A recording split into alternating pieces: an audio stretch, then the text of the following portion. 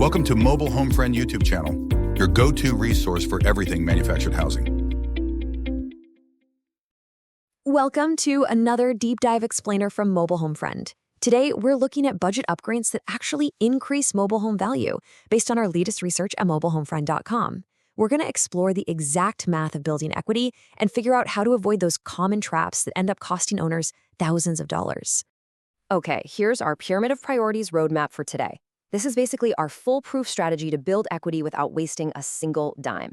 First up, we'll hit the valuation ceiling. Then we'll look at fixing deferred maintenance. After that, we jump into high ROI cosmetic upgrades, followed by the upgrades you absolutely must avoid, and finally, capital allocation rules. All right, Section 1. The valuation ceiling and why standard real estate rules just don't apply here. So our research highlights a truly, absolutely crucial point right out of the gate. Standard site-built real estate rules, they do not work here. Manufactured homes have a firm, hard financial ceiling that is dictated by land ownership status, part comps, and age. Just imagine the absolute tragedy of dropping 30 grand on a gorgeous custom kitchen in a home on leased land that only appraises at $45,000 total. I mean, that is literally financial suicide.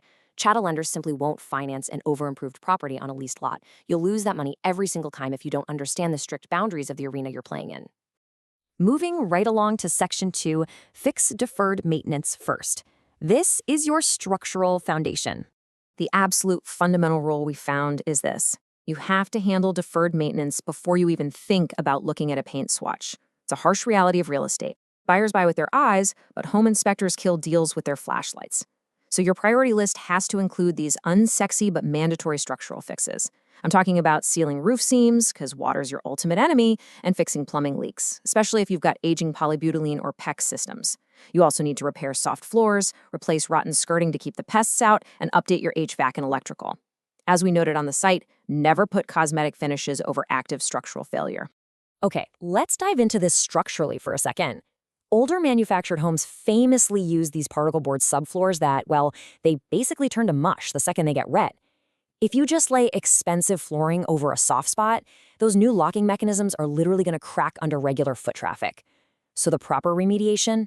You got to cut that compromised board all the way back to the center of the structural floor joists, which is usually 16 to 24 inches on center. Then, secure 2x4 blocking to transfer the load and install some solid 3/4 inch CDX plywood. That load transfer is the secret sauce to keeping those floors level for decades. Section 3. High ROI cosmetic upgrades. Let's talk about getting maximum visual impact on a budget. Now, once those bones are solid, this is where the fun starts. The research overwhelmingly points to these quick, high-contrast cosmetic updates that boost perceived value while keeping your capital outlay safely below that market appraisal cap. A fresh coat of warm neutral paint instantly brightens up the space and erases that dated vinyl panel look. Pair that paint with click-lock luxury vinyl plank flooring, some modern matte black cabinet hardware, flush mount LED lighting, and solid metal faucets. These are the micro investments that give you massive returns the second a buyer walks through the front door.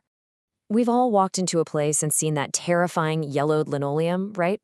Or that completely worn out carpet that makes a buyer instantly want to slash their offer. Well, the data shows that DIY luxury vinyl plank is the absolute gold standard here. It's going to run you just $1.50 to $3.50 per square foot. Plus, it's 100% waterproof, lightweight, and flexible enough to easily handle the minor structural shifting you get in a manufactured home. Oh, and by the way, if you want the full technical breakdown on LVP installation, check the post on mobilehomefriend.com. Now, jumping into the kitchen, do not do a complete custom tear out. A full gut can run you 12 to 20 grand, which is just an absolute equity killer. Instead, the research points to a super strategic, simple 3-step cosmetic refresh that's only going to cost you between $300 and $1,200.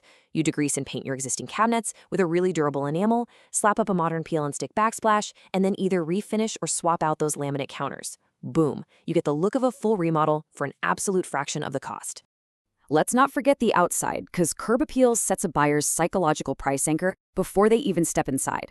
Rapid-fire wins here include power washing the siding, painting the front door a really bold, fresh color, and adding some modern house numbers and lighting. Inside, getting rid of those mangled aluminum blinds and installing 2-inch faux wood ones is a real game changer. And here's a crazy little tip.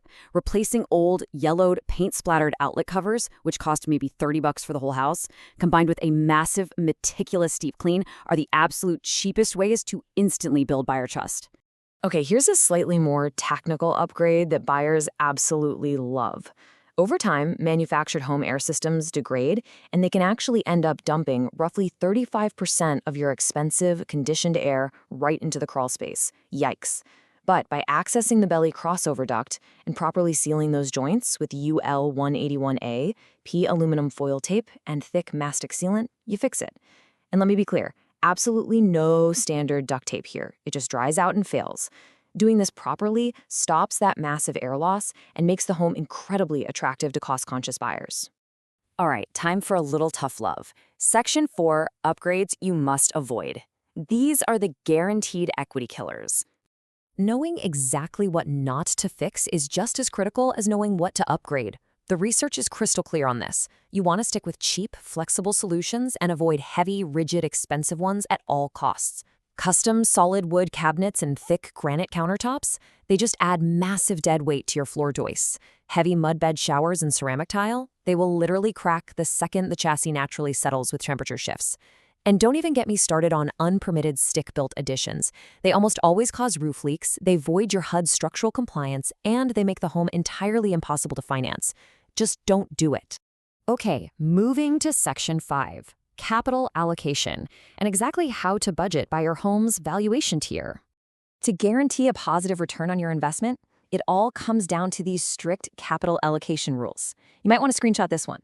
The NADA appraisal books and chattel lending caps enforce hard ceilings. So if your home is valued under $50,000, your maximum budget is $2,500, and you stick strictly to repairs, paint, and a deep clean.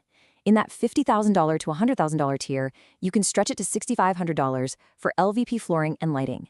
It's really only when you cross that $100,000 threshold on private deeded land that you can safely allocate up to $15,000 for bigger, comprehensive kitchen and flooring updates. Which brings us to this critical quote, pretty much the ultimate golden rule. Never spend more capital than necessary to match the condition of the top-performing listing in your market. As we constantly remind our community on the Mobile Home Friend website, you simply cannot break the neighborhood price ceiling, period.